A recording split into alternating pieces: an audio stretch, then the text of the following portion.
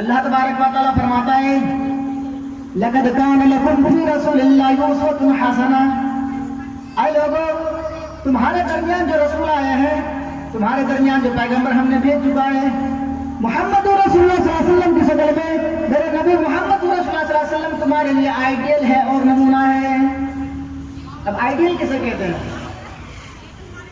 ये माइक है, आप इनकी हूबहू कॉपी बनाएंगे, या एक मोबाइल है, ये मोबाइल को देख करके आप सैंपल इसका एकदम पूरा हूबहू यही सेट बनाएंगे तो उसे आइडियल कहते हैं, क्योंकि इसको देख करके मैंने बनाया है। तो अल्लाह तबारक व तआला फरमाता है ऐ लोगों, आए मेरे बंदे, हम मोहम्मद रसूलुल्लाह सल्लल्लाहु अलैहि वसल्लम को तुम्हारे दरमियान जो नबी बनाकर भेजा है, मोहम्मद रसूलुल्लाह सल्लल्लाहु अलैहि वसल्लम तुम्हारे दरमियान जो नबी बनकर आ चुके हैं, वो तुम्हारे लिए आइडियल है और नमूना है। अल्लाह के रसूल सल्लल्लाहु अलैहि वसल्लम जो काम किए हैं और जो काम करने की परमिशन दिए हैं, आप उसे करिए। आप उसके अलावा कोई इतना काम करते हैं तो हम उसे स्वीकार नहीं करेंगे। वमन यब्तगी गैरल इस्लाम दीनन फलन युक़बल मिन्हु। इस्लाम को छोड़ करके कोई दीन लेकर के आओगे और अल्लाह तबारक व तआला की तरफ ये उम्मीदें लगाए रखोगे कि अल्लाह तबारक व तआला हमारा दीन कबूल कर लेगा, तो मेरे भाई अल्लाह तबारक व तआला कबूल नहीं करेगा। वरना देखिए दुनिया के अंदर 73 फिरके हैं। लोग ये सोचते हैं कि हम हक पर हैं, बरेलवी धर्म वाले कहते हैं कि हम कब्रों पर जाने के बाद भी हम हक पर हैं। हिंदू लोग रामचंद्र जी की, श्री कृष्ण जी की पूजा करने के बाद में कहते हैं कि हम हक पर हैं। हम भी तो हक पर हैं, हम तो अल्लाह तबारक व तआला की पूजा करते हैं। ये मूर्ति जो हमारे सामने रखी हुई है, हम उसके सामने हाथ जोड़ करके और ये मंत्र पढ़ा करते हैं, ओ विभु भक्त स्वाहा तत्सवतरणीयम भर्गोदेव सदी नहीं होना पर दिया। ये मंत्र पढ़ने के बाद वो अपने आप अल्लाह तबारक व तआला की तरफ ध्यान लगा लेता है, आंखें बंद कर लेता है। उनकी कही हुई बात और उनके आप रामायण पढ़ेंगे तो उसमें लिखा हुआ है कि आंखें बंद इसलिए किया जाता है ताकि मूर्ति को देख करके हमारी जहन डिस्टर्ब ना हो जाए, हमारी जहन बिगड़ ना जाए। हम तो अल्लाह तबारक व तआला की जहन, उसकी तस्वीर को और इसकी बनाई हुई चीज को और अल्लाह तबारक व तआला की चीजों को हम अपने जहन में लगाते हैं कि हो सकता है कि अल्लाह ऐसा ही होगा, बल्कि ये अल्लाह नहीं है, ये मूर्ति अल्लाह नहीं है। हम तो सिर्फ इसको इसलिए रखे हुए हैं कि अल्लाह हो सकता है ऐसे ही होगा। वो भी तो ये दावा करते हैं। मेरे भाइयों, अगर तुम कब्रों पर जाने के बाद, मजारों की मिट्टी चाटने के बाद, कब्रों को धोकर पानी पीने के बाद ये कह सकते हो और ये दावा कर सकते हो कि हम जन्नत में चले जाएंगे, तो मेरे भाई हिंदू धर्म वाले भी मूर्ति की पूजा नहीं करते। वो भी अल्लाह तबारक व तआला की चीज को और अल्लाह तबारक व तआला को अपने जहन में लगा करके मूर्ति की पूजा नहीं करता, बल्कि अल्लाह तबारक व तआला की करता है। तो तुम ये डिसाइड करो, तुम ये फैसले करो कि तुम अगर जन्नत में जाओगे तो हमारे हिंदू भाइयों को किस कटघरे में रखोगे। मेरे भाइयों आओ तो सोचो तो सही, और तो करो मेरे भाइयों। तो मेरे नबी जनाब मोहम्मद रसूलुल्लाह सल्लल्लाहु अलैहि वसल्लम ने फरमाया अशहदु अल्ला इलाहा इल्लल्लाह। लोगों इस बात की गवाही दो कि अल्लाह के अलावा कोई पूजा योग्य नहीं है। लोगों इस बात की गवाही दो कि अल्लाह तबारक व तआला के अलावा कोई माबूद नहीं है, उन्हीं की पूजा होनी चाहिए, उन्हीं की इबादत होनी चाहिए।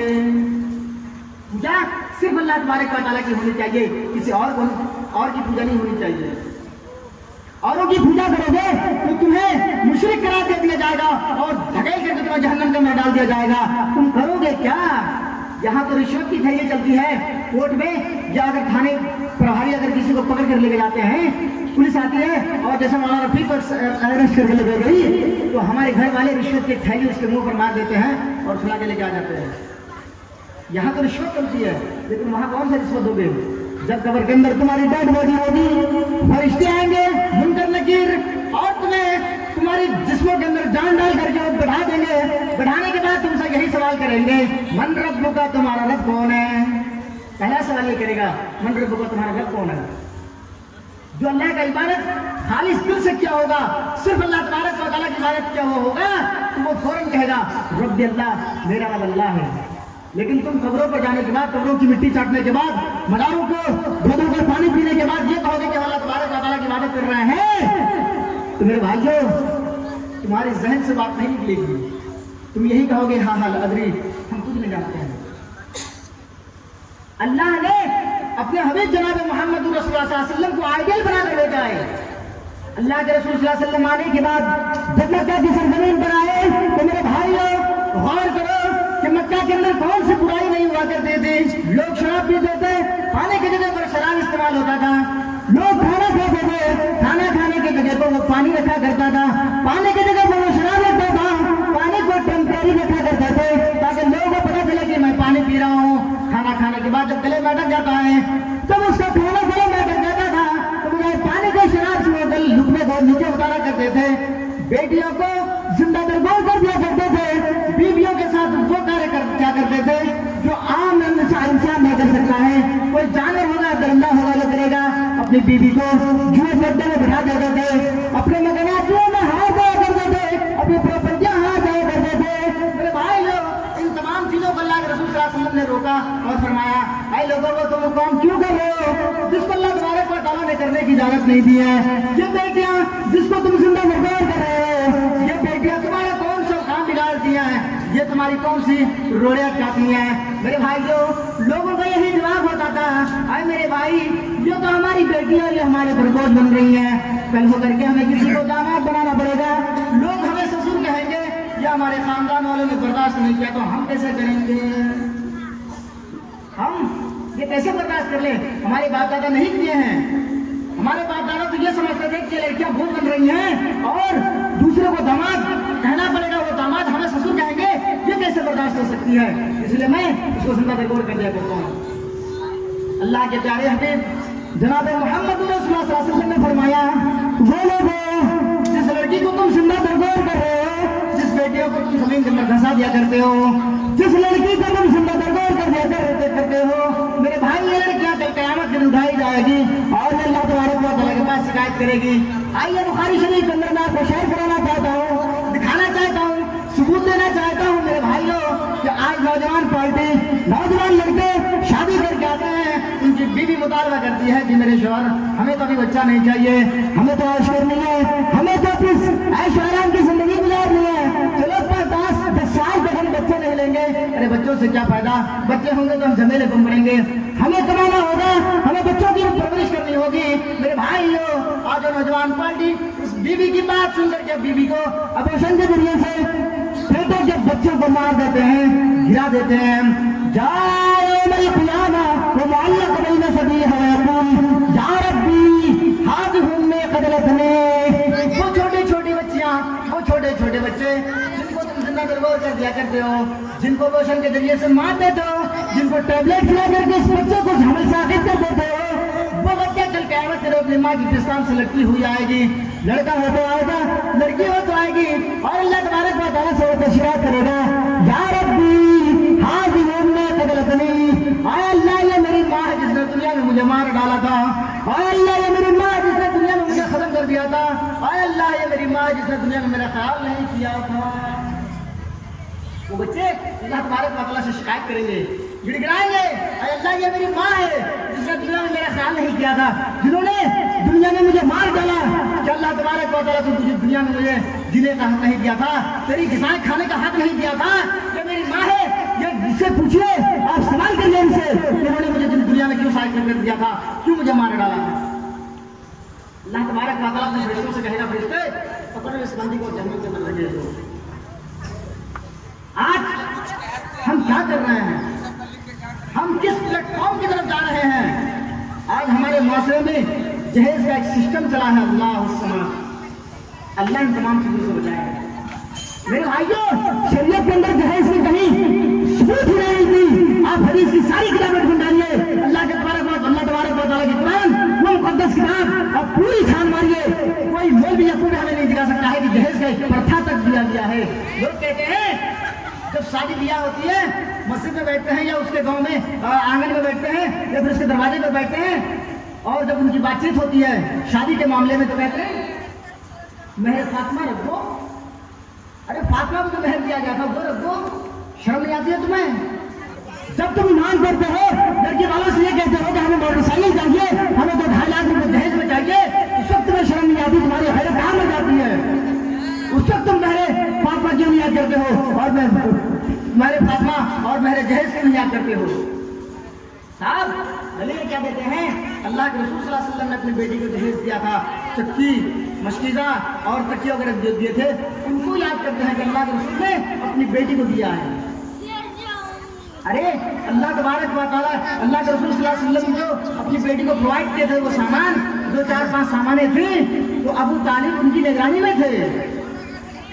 अल्लाह के रसूल अबू तालिब की परवरिश, हजरत अली की परवरिश क्या करते थे?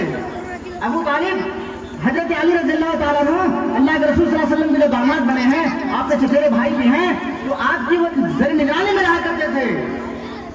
इसलिए अल्लाह के रसूल सल्लल्लाहु अलैहि वसल्लम को घर बसाना था, इसलिए आपने चक्की दिया है, एक मशकीज़ा और ये तकिया वगैरह जो बिस्तर बिछाने के होते हैं वो दिए हैं।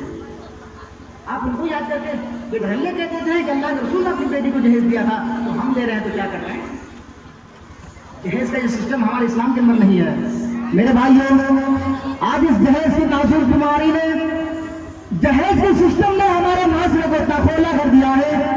लड़कियों को जिंदा दरबार कर दिया जा रहा है, लड़कियां खुदकुशी करने पर मजबूर है। मेरे भाइयों, उस लड़की की बात ये बताइए जो आज से 10-12-15 दिन पहले जो आयशा नाम की लड़की थी, जिसने सुसाइड की है, जिसने एक वीडियो बनाई और वीडियो बनाने के बाद अपने बाप से मुतालबा कर दिया है, सारे लोगों से ये सिफारिश कर रही है, अपील कर रही है, आए मेरे भाई, आए मेरे अब्बा, आए मेरे कौम के लोग, आए मेरे सरदारों, ये काम जो मैं करने जा रही हूँ, इस नहर के अंदर, इस नदी के अंदर, इस समंदर के अंदर जो मैं अपनी जान देने के लिए तैयार हूँ, मैं जो जान देने के लिए जा रही हूँ, खुदकुशी करने के लिए जा रही हूँ, तो मेरे भाई हमारा ये खुद का फैसला है।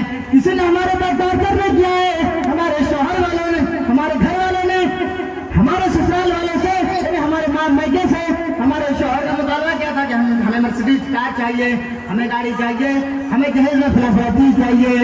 मेरे भाइयों, उस लड़की के बाप जहां तक हो सका गरीब था बेचारा, लेकिन दिया उसको, माल तो दिया, लेकिन जहेज की लालची ने उस लड़की को खुदकुशी करने पर मजबूर कर दिया है। यूट्यूब की सरजमीन पर आइए, यूट्यूब के प्लेटफॉर्म पर देखिए तो मेरे भाइयों पूरी तहलका मची हुई है। वो लड़की अपने आप में सुसाइड करने के लिए मजबूर हो जाया करती है और वो अपने सुसाइड कर लेती है, वीडियो बना करके मोबाइल रख देती है और फिर नदी के अंदर, उस समंदर के अंदर, उस तालाब के अंदर छलांग मार लेती है और उस लड़की का लाश, डेड बॉडी को फिर बाहर निकाला जाता है और उस लड़के को जेल के सलाखों में डाल दिया जाता है। मेरे भाइयों, आप ऐसी चीजों के सवाल मत करिए। लड़की वाले तुम्हें जो लड़की दे रहे हैं, आप ये सोच सकते हैं आपके घर में बच्चे हैं, आपकी बहनें भी होंगी, आपकी बेटियां भी हैं। अगर ये सिस्टम और यही चीज अगर दूसरा अपने आप से मुतालबा करे तो आप क्या करेंगे? मेरे भाइयों, आप अपने गरीबानों में झांक कर देख लें, पूरे मसले हल हो जाएंगे, पूरी दुनिया के लोगों के अपने ये मसले फिट हो जाएंगे कि मैं जो नहीं दे सकता वो हमारे भाई कैसे दे सकते हैं। वो लड़की सुसाइड करने पर मजबूर हो जाती है, वीडियो बना के मोबाइल रख देती है और छलांग लगा लेती है।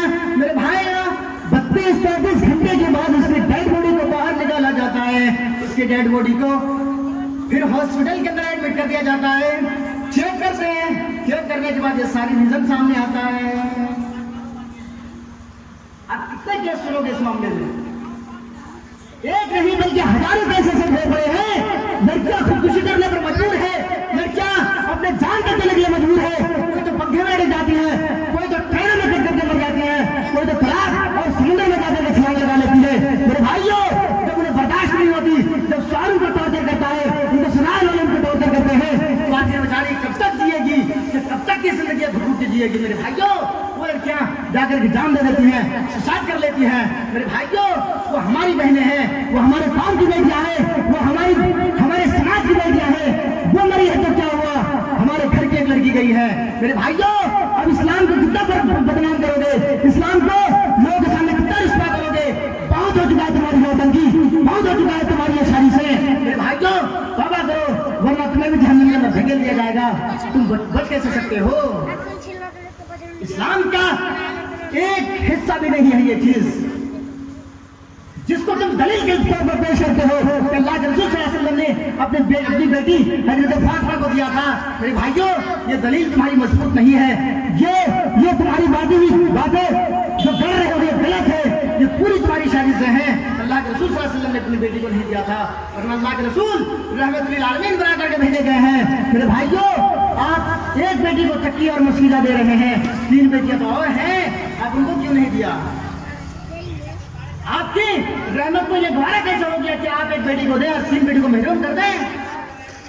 मेरे भाइयों, ये दलीलें तुम्हारी मजबूत नहीं है। मेरे भाइयों, उस लड़की की वक़ात को सुनिए, दिल दहल जाता है, आंखों से आंसू निकल आते हैं। क्या कर दिया लोगों ने इस जहेज के नाम पर, दीन को बदनाम कर दिया है। गैर मुस्लिम लोग जो हिंदू हमारे भाई हैं, वो कहते हैं कि हमारी शरीयत के अंदर ये था, हम लोग लिया करते थे। आज जो मुसलमानों में भी जोर शोर के साथ चलने लगा है। मेरे भाइयों, आप उसे क्या कहिएगा? आप उसे कौन सी चीज दे करके समझाएंगे कि हमने ये जो इस्लाम में जहेज का सिस्टम चलाया है, ये हमारे समाज से, ये हमारी शरीयत अलाउड करती है? हमारी शरीयत कभी अलाउड नहीं करती। आइए इस वादे की तरफ मैं आपको ले जाना चाहता हूँ। अल्लाह के प्यारे हबीब जनाब मोहम्मद रसूलुल्लाह सल्लल्लाहु अलैहि वसल्लम के पास एक औरत आती है और कहती है, अल्लाह के रसूल सल्लल्लाहु अलैहि वसल्लम, मैं अपने आप को हवे कर रही हूँ, मैं आपसे शादी करने के लिए आई हूँ, आपसे हमें शादी करनी है। अल्लाह के रसूल सल्लल्लाहु अलैहि वसल्लम को पहले से ऑलरेडी बारह बीवियां थी। अल्लाह के रसूल सल्लल्लाहु अलैहि वसल्लम को तो उसकी जरूरत नहीं थी। वो लेडी सवाल 2-3 बार की, अल्लाह के रसूल सल्लल्लाहु अलैहि वसल्लम खामोश रहे, इसलिए कि अल्लाह के रसूल सल्लल्लाहु अलैहि वसल्लम को जरूरत ही नहीं थी। तो अल्लाह के रसूल सल्लल्लाहु अलैहि वसल्लम कैसे शादी कर लेते? वहां पे हम जैसे नौजवान बैठे हुए थे, उन्होंने कहा, अल्लाह के रसूल सल्लल्लाहु अलैहि वसल्लम, अगर आप शादी नहीं करना चाहते हैं तो इस लड़की को मेरे साथ शादी कर दीजिए। अल्लाह के प्यारे हबीब जनाब मोहम्मद रसूलुल्लाह सल्लल्लाहु अलैहि वसल्लम ने फरमाया, आए मेरे भाई, आए मेरे दोस्त, तुम्हारे पास मेहर देने के लिए क्या है? अल्लाह के रसूल सल्लल्लाहु अलैहि वसल्लम सबसे पहले सवाल करते हैं कि तुम्हारे पास मेहर देने के लिए क्या है? यहाँ तो सबसे पहले ये बात चलती है, जहेज तुम कितना दोगे? मोटरसाइकिल दोगे? कौन सा दोगे? हीरो होंडा दोगे? अपाची दोगे? बुलेट दोगे? कौन सी गाड़ी दोगे? मेरे भाई, ये सबसे पहले तो मेहर की बात की जाए। यहाँ तो उल्टा समाज उल्टी करना बह रही है। सबसे पहले सवाल होता है कि तुम जहेज में कितना पैसा दोगे, रुपया दोगे? शर्म करो मेरे भाई लोग, और इस वाक्य को गौर से सुनो। मेरे भाई लोग, अल्लाह के रसूल सल्लल्लाहु अलैहि वसल्लम ने सवाल किया कि मेरे भाई, तुम्हारे पास मेहर देने के लिए क्या है? इस औरत से तुम शादी करोगे? इस लेडी की, इस औरत की जब मैं तुम्हारे साथ शादी कराऊंगा तो बताओ तुम्हारे पास मेहर देने के लिए क्या है? कहा कि अल्लाह के रसूल, ये जो लुंगी मैं पहना हुआ हूँ, बस सिर्फ ये लुंगी मेरे पास है, एक लुंगी मेरे पास है। अल्लाह के रसूल, मैं इस लुंगी को 2 टुकड़ों में बांट दूंगा, आधा कर दूंगा, आधे को मैं अपनी बीवी को दे दूंगा, आधा मैं पहन लूंगा। अल्लाह के रसूल ने फरमाया, आए मेरे दोस्त, अगर इस लुंगी को तुम 2 टुकड़ों में बांटोगे, तुम्हारी बीवी जो होगी, तो एक काम करो, तुम घर में जाओ, कोई चीज तलाश करके ले आओ, अगर तुम्हारे घर में कोई चीज मिल जाए तो उसे लेकर आओ, मैं इसको और तुम्हारी निकाह पढ़ा देता हूँ। वो नौजवान अपने घर पर जाता है, घर जाने के बाद पूरी घर को तलाश करता है, उसे कोई चीज नहीं मिलती, उसे कोई चीज नहीं मिलती है। वो सहाबी लौट कर आ जाते हैं और मजलिस में बैठ करके रहते हैं, अल्लाह के रसूल, आपकी परमिशन पर मैंने घर किया था, आपकी जो पेशिंग कोई मेरे ऊपर आई हुई थी, मैं इसके पैसे लेकर घर गया, घर को तलाश किया, लेकिन घर में मेरा कुछ नहीं मिला। अल्लाह के रसूल, यही लुंगी है जो मेरे पास है, उसके अलावा मेरे घर में कुछ नहीं है। अल्लाह के रसूल, अल्लाह के नबी सल्लल्लाहु अलैहि वसल्लम ने फरमाया, जाओ 1-2 बार और देख लो, इस बार जाओ, कोई चीज तलाश करो, अगर मिल जाए तो उसे लेकर गया जाओ, मैं उसकी और तुम्हारी निगाह पढ़ा देता हूँ। वो सहाबी फिर अपने घर को जाते हैं, पूरी घर को छान मारते हैं, टटोलते हैं, लेकिन उसे कोई चीज नहीं मिलती, कोई चीज नहीं मिलती है। फिर वो साहब आते हैं और अल्लाह के रसूल सल्लल्लाहु अलैहि वसल्लम के मजमे में बैठ जाते हैं और कहते हैं, अल्लाह के रसूल सल्लल्लाहु अलैहि वसल्लम, मेरे घर में कुछ नहीं है, बस यही लुंगी है जो मैं बार बार आपसे रिक्वेस्ट कर रहा हूँ। अल्लाह के प्यारे हबीब जनाब मोहम्मद रसूलुल्लाह सल्लल्लाहु अलैहि वसल्लम ने फरमाया, ऐ मेरे दोस्त, जाओ, अगर तुम्हारे घर में लोहे की अंगूठी हो तो उसे लेकर आ जाओ, मैं इसको तुम्हारी निकाह पढ़ा देता हूँ। वो साहब मारे खुशी को घर जाते हैं, दौड़ता हुआ घर गया, पूरी घर को तलाश किया, छान मारा, लेकिन उसे लोहे के अंगूठी भी नहीं मिले। थक हार कर गया और आने के बाद अल्लाह के रसूल सल्लल्लाहु अलैहि वसल्लम के मजमे में बैठ गया। बहुत देर, यानी 10-15 मिनट बैठने के बाद जब वो सहाबी कोई सवाल अल्लाह के रसूल सल्लल्लाहु अलैहि वसल्लम से नहीं किया, जवाब नहीं दिए, तो अल्लाह के प्यारे हबीब सल्लल्लाहु अलैहि वसल्लम ने खुद ही पूछ लिया, सवाल कर लिया, अरे मेरे भाई, मैं तुम अपने घर गया था, लेकिन लोहे की अंगूठी तलाश करने के लिए क्या तुम्हें नहीं मिला है? वो सहाबी कहते हैं, अल्लाह के रसूल, मेरे घर में लोहे की अंगूठी भी नहीं है। अल्लाह के नबी सल्लल्लाहु अलैहि वसल्लम ने फरमाया, अरे मेरे दोस्त, बताओ तुम्हें कुरान की कौन सी सूरतें याद है? कुरान की कौन कौन सूरतें तुम्हें ज़बानी याद है या देख कर पढ़ पाते हो? बताओ तुम्हें कौन सी सूरतें याद है? वो सहाबी कहते हैं, अल्लाह के के रसूल सल्लल्लाहु अलैहि वसल्लम मेरे पास फला फला सूरतें याद है, 2-4 सूरतों का नाम गिराया। अल्लाह के रसूल सल्लल्लाहु अलैहि वसल्लम ने फरमाया कि ज़बानी याद है कि देख कर पढ़ते हो। वो साहबी कहते हैं कि अल्लाह के रसूल सल्लल्लाहु अलैहि वसल्लम मैंने मुजवानी कर लिया है, यानी मैंने हिफ्ज़ कर लिया है, ये हमें पूरी मुजवानी याद है। अल्लाह के रसूल सल्लल्लाहु अलैहि वसल्लम ने फरमाया, आए मेरे दोस्त, जब तुम्हें कुरान की सूरतें याद है तो इससे बढ़कर की दौलत तुम्हारे पास और कौन सी है? और मैं तुम्हारे से इसी कुरान की सूरतों की ओर तुम्हारी निगाह पढ़ा देता हूँ। अल्लाह के रसूल सल्लल्लाहु अलैहि वसल्लम ने फरमाया, ये सूरतें तुम अपनी बीवी को सिखा सकते हो कि नहीं सिखा सकते हो? वो सहाबी कहता है, अल्लाह के रसूल सल्लल्लाहु अलैहि वसल्लम ये तो छोटी सी बात है, मैं अपनी बीवी को सिखा सकता हूँ। मेरे भाई, अल्लाह के रसूल सल्लल्लाहु अलैहि वसल्लम उस कुरान की सूरतों की वजह उस लड़की के सहाबी के साथ निकाह पढ़ा देते हैं, विवाह पढ़ा देते हैं और खुशी खुशी विदा कर देते हैं। अल्लाह के रसूल कुरान की सूरतों की ओर उस सहाबी की निगाह उस औरत के साथ कर देते हैं और कहते हैं, भाई जाओ जाकर के तुम अपनी बीवी को इस सूरत सिखा देना। मेरे भाइयों, ये निगाहें होनी चाहिए हमारे समाज के अंदर, हमारे माशरे के अंदर यही चीजें होनी चाहिए। कुरान की सूरत रखी जाए, कुछ थोड़ी बहुत मेहर रखी जाए, ताकि वो लड़का या वो आदमी उससे जल्द उसे अदा कर दे। मेरे भाइयों, अगर मेहर अदा नहीं किया और उसकी बीवी मर गई या वो आदमी मर गया तो फिर क़यामत के दिन उसका हकदार वो लेडी औरत हो जाएगी और अपने शौहर का गिरबान पकड़ लेगी। यहाँ तो उल्टी करना दे रही है, उसका शौहर अगर मर जाता है तो उसकी बीवी से कह दिया जाता है तुम अपने शौहर को माफ कर दो। ये कहाँ की सूरत है भाई? ये कहाँ से तुम्हें मिल गया है और कहाँ से ढूंढ लाए हो? अल्लाह के रसूल सल्लल्लाहु अलैहि वसल्लम ने फरमाया, जब तक तुम अपनी बीवी को मेहर अदा नहीं कर देते हो उससे हम बिस्तर करना जायज नहीं है तुम्हारे लिए। शरीयत इस बात की विरोध नहीं करती है। हमारे यहाँ तो बहुत सारी चीजें आम है। मेरे भाइयों, अल्लाह तबारक व तआला ने फरमाया, लक़द कान लकुम फ़ी रसूलिल्लाहि उस्वतुन हसना। मेरे नबी जिस बात को करने की परमिशन दिए हैं, जिस राह के तरफ आप प्रोग्राम किए हैं, आप उस रास्ते पर चलिए। अगर थोड़ा सा भी आप दाएं बाएं चले तो फिर आपको जहन्नम के अलावा कहीं ठिकाना नहीं होगा। और मेरे भाइयों, जहन्नम के बारे में बहुत सारी चीजें आपने सुनी होगी। उलमाए किराम जब जहन्नम के ऊपर बात करते हैं, अल्लाह के रसूल सल्लल्लाहु अलैहि वसल्लम की हदीस हैं कि जहन्नम इतनी गहरी है। सहाबा किराम को लेकर के अल्लाह के रसूल सल्लल्लाहु अलैहि वसल्लम बैठे हुए थे तो अल्लाह के रसूल सल्लल्लाहु अलैहि वसल्लम ने धमाल की आवाज़ सुनी। सहाबा किराम ने भी सुना। अल्लाह के रसूल सल्लल्लाहु अलैहि वसल्लम ने फरमाया कि मेरे भाई, तुम लोगों को पता है कि जो धमाल की आवाज़ें आई हैं, तुम जो आवाज़ सुनी हो, ये धमाके की, तुम्हें पता है कि आवाज़ किस चीज़ की है? कहते नहीं, अल्लाह के रसूल सल्लल्लाहु अलैहि वसल्लम बेहतर ज़्यादा जानते हैं। अल्लाह के नबी सल्लल्लाहु अलैहि वसल्लम ने फरमाया, 100 साल पहले जहन्नम के अंदर एक पत्थर फेंका गया था, वो आज जाकर उसकी तह में गिरा है। 100 साल एक पत्थर को जाने में, यानी आप कोई कंकर वगैरह या कोई चीज आप ऐसे ऊपर उठा के फेंकेंगे ऊपर, तो जमीन के अंदर इतनी एनर्जी होती है, आसमान में उतना नहीं है, लेकिन जमीन के अंदर साइंसदानों ने बताया है, टेक्नोलॉजी ने इस चीज को रिसर्च किया है कि जमीन के पास खींचने की इतनी मात्रा हुआ करती है कि आप जितने जोर से उस पत्थर को फेंकेंगे आगे ऊपर की ओर, वो उतनी ही ऊपर जाकर के जमीन उसको अपने फेवर में ले लेती है, वो अपने अंदर जब्त कर लेती है। जमीन के अंदर इतनी पावर है, ताकत है कि जो जहन्नम के अंदर 100 साल पहले फेंका गया था, आज जाकर के उसकी तह में गिरा है। मेरे भाइयों, उसकी आग जब पुआल और बोरे की आग रही है, जो आग हम लोग आज आग इस्तेमाल करते हैं, इन चीजों की आग नहीं मिलेगी आपको। अल्लाह तबारक व तआला फरमाता है, वो आग पत्थरों की होगी, इंसानों की होगी। इंसानों को जलाया जाएगा, पत्थर को जला करके इंसान को जलाया जाएगा। जब एक चमड़ा जल करके भस्म हो जाएगा, लोग चीखेंगे, चिल्लाएंगे, एक बार दुनिया में जाने की इजाजत दे दीजिए, मैंने भी जहन्नम नहीं लिया था, मैंने तेरी नाफरमानी की थी, नमाज नहीं पढ़ा था, अल्लाह एक बार जाने की इजाजत दे दो, पूरी दुनिया तेरी राह में लुटा कर आ जाऊंगा। और अल्लाह जहन्नम से पल के लिए निकाल दीजिए, एक सेकंड के लिए निकाल दीजिए, 1 मिनट के लिए निकाल दीजिए। अल्लाह तबारक व तआला फरमाएगा, और मेरे बंदे, हमने तुम्हें 60 साल 70 साल जिंदगी दी थी, तुमने 60 साल और 70 साल जिंदगी में तुमने आज वो दिन तुम्हें याद आती है कि अल्लाह एक बार दुनिया में भेजो, तुम्हें पूरी दुनिया तेरी राह में उठा करके आ जाऊंगा। उस वक्त क्या करता था? उस वक्त हमने तुम्हें 60 साल 70 साल जिंदगी दी थी, जवानी दिया था, तुमने अपनी जवानी को कहाँ सर्व किया है? कहाँ तुमने अपनी जवानी को गंवाया है? मेरे भाइयों, ये जवानी जो आज हमारे पास है, अल्लाह तबारक व तआला को मेरी जवानी सबसे ज्यादा पसंद है, तो उसकी इबादत में पसंद है। आज उसकी इबादत करने के बजाय हम ट्विटर पे लगाते हैं, व्हाट्सएप पे लगाते हैं, फेसबुक पे लगाते हैं। मेरे भाइयों, ये कौन सी चीज है?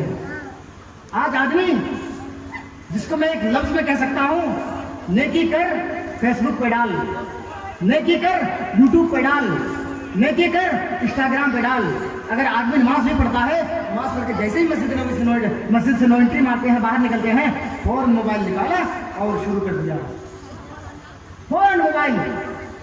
मेरे भाइयों, यही तो मोबाइल है जो हमारी जिंदगी को छीन लिया है, यही तो मोबाइल है जिन्होंने हमारी ईमान को छीन लिया है, यही तो मोबाइल है आज हमारे नौजवानों के अंदर से जो जवानी और जो नींद की चीजें होती हैं, जो उनको जो जवानी अल्लाह के नाम में सर्व करने की होती है, वो यूट्यूब पे लगा रहा है, इंस्टाग्राम पे लगा रहा है, फेसबुक पे लगा रहा है। मेरे भाइयों, फजर की अज़ान होती है, मुअज्जिन मस्जिद के मीनारे से चीखते हैं, अस्सलातु खैरुम मिनन नौम।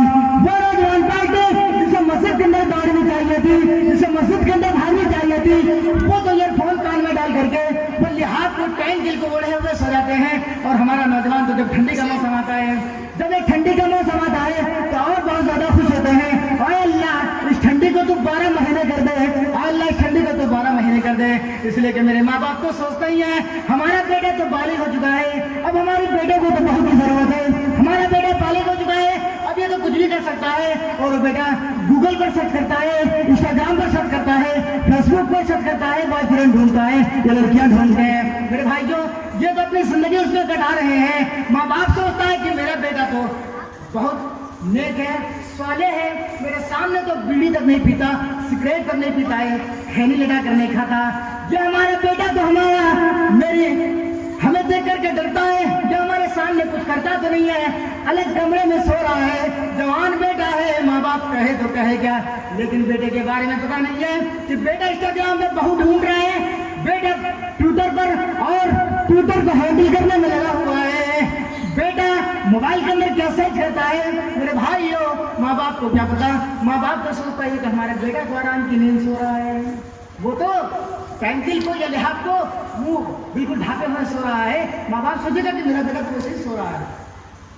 लेकिन अल्लाह तबारक व तआला क़यामत के दिन इस बंदे का पोल खोल देगा और उनकी डायरी जब उनके सामने ला करके रखी जाएगी, तब उनके बाप माँ को पता चलेगा, अच्छा जिस बेटे के बारे में मैंने ये गुमान किया हुआ था, आज उसका यह हाल कि अल्लाह ने जहन्नम के अंदर डाल दिया उसको।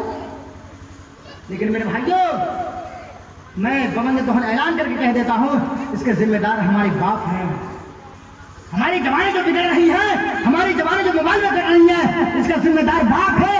वो बापा जो कौन के बेटों के बाप जब बाप बने बैठे हो, या आपको पता लगानी पड़ेगी कि हमारे बेटा क्या करता है, या हमारे बेटा नमाज पढ़ने के लिए जाता है कि नहीं जाता है, ये अल्लाह तबारक व तआला की इबादत करता है नहीं करता है। अल्लाह के रसूल सल्लल्लाहु अलैहि वसल्लम की हदीस है, मुरू औलादकुम बिस्सलात व हम अबनाई सब'i सिनीन वज़रिबुहुम अलैहा व हम अबनाई असरि सिनीन। जब तुम्हारा बेटा 7 साल का हो जाए, उसे नमाज की ओर लेके चलिए। 7 साल का हो जाए, आप उसकी उंगली पकड़िए और मस्जिद की तरफ ले जाइए। 10 साल का हो जाए, नमाज ना पढ़े तो मारिए। यहाँ तो 40-40 साल का जवान का बाप हो गया है, वो खुद नमाज नहीं पढ़ता तो बेटे को क्या करेगा नमाज पढ़ने के लिए? वो तो खुद में नमाजी है, अपने बेटों को क्या सजेस्ट करेगा कि बेटे चलो नमाज के लिए चलो? मेरे भाइयों, ये जिम्मेदार हमारे बाप है, हमारे कौमों के बाप है, हमारे कौमों के वो बाप जो नमाज नहीं पढ़ता है, वो अपने बेटों को नमाज पढ़ने के लिए क्या कहेगा? मेरे भाइयों, नमाज इतनी इंपोर्टेंट चीज है। सबसे पहले क़यामत के दिन हमें नमाज के बारे में सवाल किया जाएगा, इन्ना अव्वल मा युहासबु बिही अब्दु यौमल क़ियामति अस्सलाह। तुम्हारी जवानी कहाँ कटी है? तुमने अपने 60 साल से 70 साल जिंदगी जो गुजारी है, कहाँ गुजारी है? इन्ना अव्वल मा युहासबु बिही अब्दु यौमल क़ियामति अस्सलाह। क़यामत के बारे में सवाल किया जाएगा कि तुमने नमाज पढ़ी थी कि नहीं पढ़ी थी। अल्लाह ये नहीं कहेगा तुम्हारे पास कितनी दौलत थी, तुम्हारे पास मर्सिडीज कार थी या नहीं थी, तुम्हारे पास बंगले थे या नहीं थे, तुम किस एसी के रूम में सोते थे, गर्मी में सोते थे कि पंखे के नीचे सोते थे। अल्लाह कोई सवाल नहीं करेगा। मेरे भाइयों, अल्लाह तबारक व तआला, अल्लाह के रसूल सल्लल्लाहु अलैहि वसल्लम की हदीस है, एक जमाना ऐसा अभी आएगा कि जो लोग चप्पलें पहनने के लिए 3-3 महीने तक वो मजदूरी क्या करते थे, 3-3 महीने तक खटा करते थे, दूसरों की मजदूरी क्या करते थे, उसके बाद जाकर के जो चप्पल खरीदते थे, वो लोग एक दिन महलों में होंगे। आज हमारे टापू एरिया में देख लीजिए, इसके पास मकान नहीं है। पहले हमारे दादा वगैरह से जब हमारी बातचीत होती है बूढ़े बुजुर्गों से, तो वो लोग कहते हैं तोते 20 साल पहले चले जाओ, यानी पीछे, तो अगर किसी का मकान हुआ करता था, एक फकीर अगर उस गांव में भीख मांगने के लिए आते थे, तो वो मकान देकर के कहते, अच्छा ये तो दौलतमंद है, इनके घर से तो हमें मिलेगा बहुत कुछ। वो मकान दे करके अंदाजा लगा लिया करते थे कि इनके घर में हमें मिलेगा। वो सवाल करते थे अल्लाह तबारक व तआला के नाम पर दे दो, लेकिन उस फकीर को धुतला के भगा दिया जाता। मेरे भाइयों, आज हमारे इलाके में चंदे वाले आते हैं पूर्णिया से, कटिहार से, अररिया से। ये लोग 4-4 दिन तक, 5-5 दिन तक चंदे करते हैं। 20,000, 25,000, 30,000 रुपये लेकर के जाते हैं। जब हमारी प्रोग्राम होती है पूर्णिया के अंदर, कटिहार के अंदर, झारखंड के अंदर, बंगाल के अंदर, तो हमारे बिहार का नाम सुनिए। बिहार के बारे में लोग तारीफ करते हैं, हमारे इस इलाके के बारे में तारीफ करते हैं कि आपके इलाके में बहुत सारे ईमानदार लोग हैं, बहुत सारे ईमानदार लोग हैं। वहाँ तो मौलाना साहब, जब हम लोग जाते हैं चंदे के लिए तो कोई घर ऐसा खाली नहीं होता या कोई घर से ऐसा हमें कोई अनाज 2, 2.5, 3 किलो से कम नहीं मिलता है।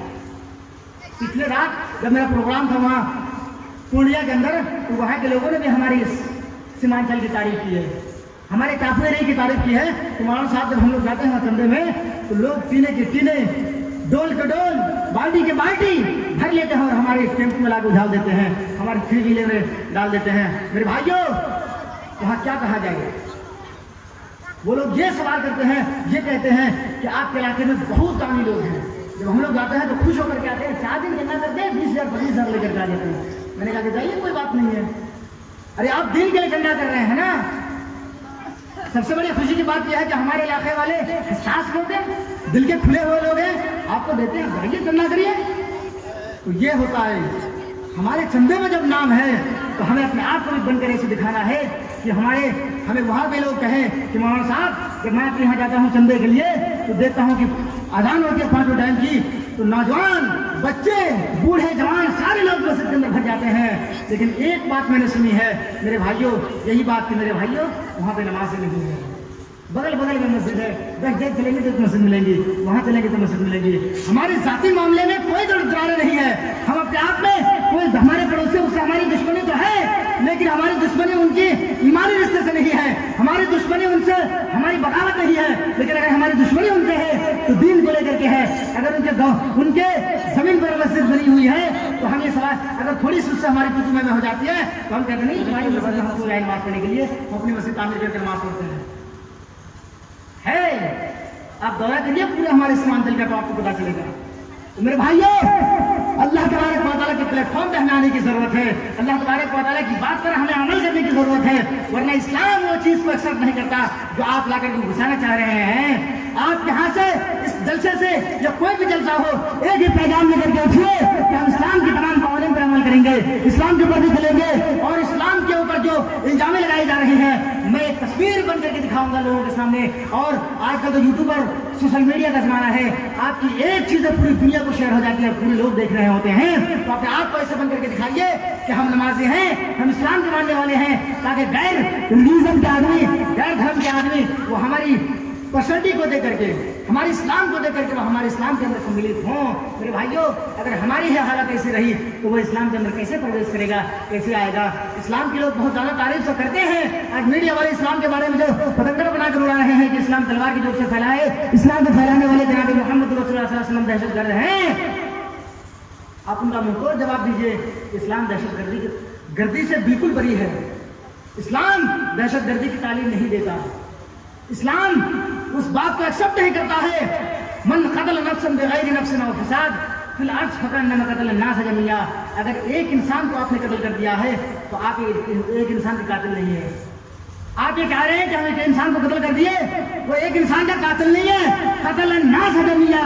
वो पूरे विश्व में, पूरे विश्व की जो मानवता है, जो इंसान है, उन तमाम इंसानों के कातिल हैं, एक इंसान का कातिल नहीं है। तो मेरे भाइयों, इस्लाम इस बात की भी इजाजत नहीं देता कि आप एक इंसान को कत्ल करें। अगर आप एक इंसान को कत्ल करते हैं तो पूरी इंसानियत के कातिल का जितना गुनाह होता है, आपको खोपड़ी बर्बाद करके आपको जहन्नम नसीब कर दिया जाएगा। मेरे भाइयों,